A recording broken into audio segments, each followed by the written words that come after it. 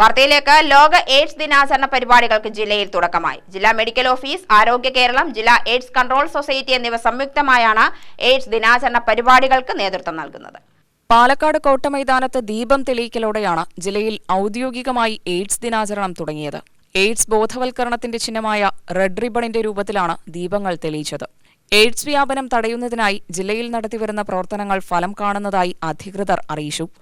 അന്ന് നടത്തുമ്പോൾ നമുക്ക് കാണാൻ കഴിഞ്ഞത് സാധാരണക്കാരായ മനുഷ്യർ ജീവിതത്തിൻ്റെ ഒട്ടേറെ തൊഴിലുകൾ ചെയ്ത് ദിവസങ്ങളോളം വീട്ടിൽ വരാതെ തൊഴിലെടുക്കുന്ന മനുഷ്യർ അവരൊക്കെ ഈ പരിപാടി കേൾക്കാൻ സാഗൂതം വന്നിങ്ങനെ ചേരുന്ന കാഴ്ചകൾ കണ്ടു. പ്രദേശങ്ങളിൽ ഓട്ടോ ഡ്രൈവേഴ്സ് ഉണ്ട്, ലോറി ഡ്രൈവേഴ്സ് ഉണ്ട്, ടാക്സി ഡ്രൈവേഴ്സ് ഉണ്ട്. അപ്പോൾ അവർ തീർച്ചയായിട്ടും തിരിച്ചറിയുകയായിരുന്നു ഇതെന്താണെന്നുള്ളതിനെ കുറിച്ച് ഞങ്ങൾക്ക് അറിവുണ്ടാവണം. അപ്പോൾ ലൈംഗികമായ ഇത്തരം കാര്യങ്ങൾ സംസാരിക്കേണ്ട വേദികൾ ഉണ്ടാവണം എന്നുള്ളത് താല്പര്യമുള്ള മനുഷ്യരുണ്ട്.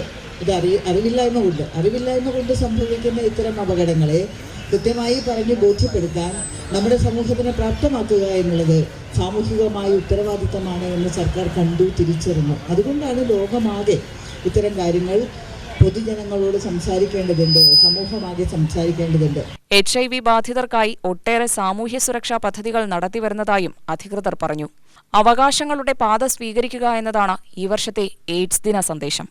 HIV അണുബാധ പിടിപെടാൻ സാധ്യതയുള്ള സാഹചര്യങ്ങളിൽ നിന്ന് വിട്ടുനിൽക്കുമെന്നും ആരോഗ്യകരമായ ജീവിതത്തിന് ആവശ്യമായ ജീവിതശൈലി പിന്തുടരുമെന്നും ഞാൻ പ്രതിജ്ഞ എടുക്കുന്നു.